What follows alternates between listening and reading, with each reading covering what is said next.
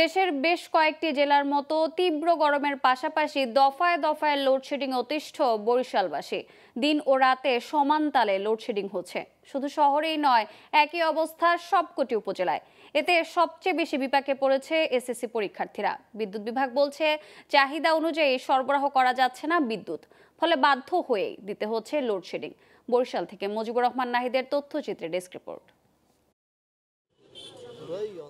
বেশ কয়েকদিন ধরে বরিশাল অঞ্চলে অতিরিক্ত গরমে বিপর্যস্ত জনজীবন। এর মধ্যে চলছে দফায় দফায় লোডশেডিং। ঘন্টার পর ঘন্টা বিদ্যুৎ না থাকায় অতিষ্ঠ সাধারণ মানুষ। সপ্তাহখানেক ধরে দিনরাত সমানতালে চলছে এই লোডশেডিং। নগরীর পাশাপাশি সবগুলো উপজেলাতে একই অবস্থা। ছেলেমেয়েরা অসুস্থ হয়ে পড়তেছে, বড়রা তো হচ্ছেই, তার সাথে সাথে বাচ্চারা বেশি আর কি ক্ষতিগ্রস্ত হচ্ছে। লোডশেডিং বাড়ার সাথে সাথে যেহেতু তাপমাত্রা বেড়েছে, তো এই দুই ব্যাপারটা মিলে আসলে খুব সমস্যায় জর্জরিত আমরা নগরবাসী। ক্লাসে থাকতে পড়াশোনার অনেক সমস্যা হয় গরমে। অভিযোগ উঠেছে প্রতি উপজেলায় দিনে রাতে 8 থেকে 10 বারের বেশি লোডশেডিং হচ্ছে। আর গভীর রাতে বিদ্যুৎ চলে গেলে ঘুমানো যাচ্ছে না গরমে। পাশাপাশি লোডশেডিং এ ব্যাহত হচ্ছে এইচএসসি পরীক্ষার্থীদের লেখাপড়া। নাবালক শিশু বা বৃদ্ধ তারা আরো বেশি অসুস্থ। এই কারণে দেখা যায় বর্তমানে হাসপাতালে এরকমের রোগী ভর্তি আর কি। এই একটু পরে পরে কারেন্ট যায়, আমাদের অনেক ডিস্টার্ব হয়। এতে বাসায় থাকা চলাফেরা নানান রকমের, গরমও প্রচুর পরে দিনের বেলায়। যারা